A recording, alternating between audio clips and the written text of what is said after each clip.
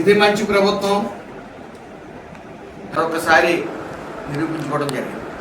Job క్యాలెండర్లు గత 5 సంవత్సరాలలో ఇస్తానని మాటిచ్చి మొండి చేయి చూపించిన జగన్మోహన్ రెడ్డి యువతని నకిలీ మద్యం వైపు అలాగే గంజాయి వైపు దృష్టి మళ్లించి వాళ్ళ జీవితాలతో ఆటలాడుకున్నారు. అయితే ఈ మంచి ప్రభుత్వం సుమారు 5 ఏళ్లలో 20 లక్షల ఉద్యోగాలు ఇస్తానంతో పాటు తొలి సంతకం నారా చంద్రబాబు నాయుడు గారు డిఎస్సి నోటిఫికేషన్ మీద సుమారు 16,437 పోస్టులు భర్తీ చేస్తానని మాట ఇవ్వటం వెంటనే అవన్నీ కూడా భర్తీ చేయడం జరిగింది. వైసీపీ వాళ్ళు జగన్మోహన్ రెడ్డి ముఖ్యంగా కోర్టులో కేసులు వేసి ఆపుతామని అనేక రకాలుగా ప్రయత్నించినా ఎన్ని ఛేదించి ఎక్కడ 0.1% కూడా తేడా లేకుండా నిష్పక్షపాతంగా అందరికీ ఈ ఉద్యోగాలని మరి 16,437 ఉద్యోగాలను అందించడం జరిగింది. అలాగే కానిస్టేబుల్స్ ఉద్యోగాలు సుమారు 6,000 మంది కూడా ఉద్యోగాలు అందించడం జరిగింది.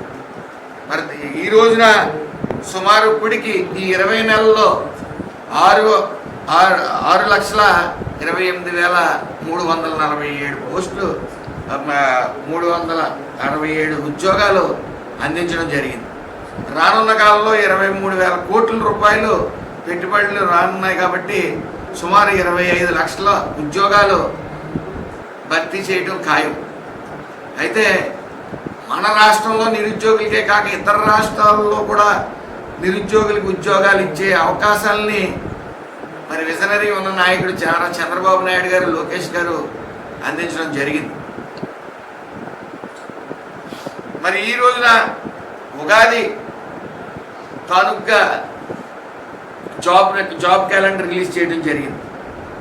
అందులో భాగంగా 10,600 పోస్టులు భర్తీ చేయడానికి జాబ్ క్యాలెండర్ రిలీజ్ చేస్తే అందులో మే 15 ఉన్నత విద్య కోసం 1,500 ఉద్యోగాలు, అలాగే ఆగస్టు 15, 2026న గ్రూప్ 1 పోలీస్ శాఖ ఇతర శాఖలకు సంబంధించి 3,700 ఉద్యోగాలు, అలాగే సెప్టెంబర్ 15, 2026కి గ్రూప్ 2 ఇంజనీరింగ్ అండ్ ఇతర శాఖలకి సుమారు 2,000 ఉద్యోగాలు, అలాగే అక్టోబర్ 16, 2026న పాఠశాల మరియు ఇంటర్ విద్యకి సంబంధించి 3,004 ఉద్యోగాలు, మొత్తం వెరసి 10,006 ఉద్యోగాలకి నోటిఫికేషన్ అలాగే జాబ్ క్యాలెండర్ రిలీజ్ చేయడం జరిగింది.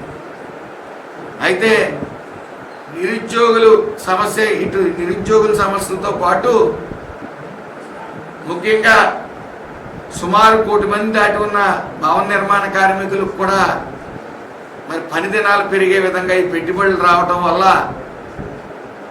సమస్తం మన దగ్గర సుమారు 20 లక్షల మంది భవన నిర్మాణ కార్మికులు వాళ్ళ కుటుంబంతో 1 కోటి మంది దాకా ఉంటారు. కాబట్టి వాళ్ళకి పథకాలు రిలీజ్ చేయడంతో పాటు సంక్షేమ పథకాలు రిలీజ్ చేయడంతో పాటు వాళ్ళ పని దినాలు పెరిగే విధంగా ఇటు ఇసుక విధానం కానీ అటు పని దినాలు పెరగడంలో కానీ ఈ పెట్టుబడులు పనికొస్తాయని తెలియజేసుకుంటూ మరి యావత్ నిరుద్యోగులందరూ కూడా ఇటు భవన నిర్మాణ కార్మికులు నిరుద్యోగులు అందరూ కూడా మరి పని దినాలు ఇటు భవన నిర్మాణ కార్మికులతో పెరగడంతో పాటు ఇటు ఉద్యోగ అవకాశాలు కూడా వెంటనే మరి ఉద్యోగ అవకాశాలు కల్పించడం, అన్ని శాఖల్లోని కూడా ఉద్యోగాలు వేయటం, అలాగే ముఖ్యంగా ఈ యొక్క లేబర్ కార్మిక శాఖలో కూడా మొన్న 32 ఉద్యోగాలు కూడా ఇవ్వడం జరిగింది. ప్రతి శాఖలో కూడా ఉద్యోగ అవకాశాలు తీసుకు జాబ్ క్యాలెండర్ రిలీజ్ చేయడం జరుగుతోంది. ఇది మంచి ప్రభుత్వం. గత ప్రభుత్వం చిత్తశుద్ధి లేని ప్రభుత్వం, పూర్తిగా గాంజాయి వైపు కల్తీ మద్యం వైపే వాళ్ళు దృష్టి సారించిన వైను. ఏదేమన్నప్పటికీ విజనరీ ఉన్న నాయకుడు నారా చంద్రబాబు నాయుడు గారు, లోకేష్ గారు, పవన్ కళ్యాణ్ గారు మరి 24/7 ఈ రాష్ట్రాన్ని సువర్ణ రాష్ట్రంగా తీర్చిదిద్దేందుకు ప్రయత్నిస్తూ ఉన్నారు. అలాగే నిరుద్యోగులకి మరి పండగ వాతావరణం నెలకొంది. వాళ్ళందరూ కూడా శ్రమించి కష్టపడి మరి ఈ ఉద్యోగాలు విషయంలో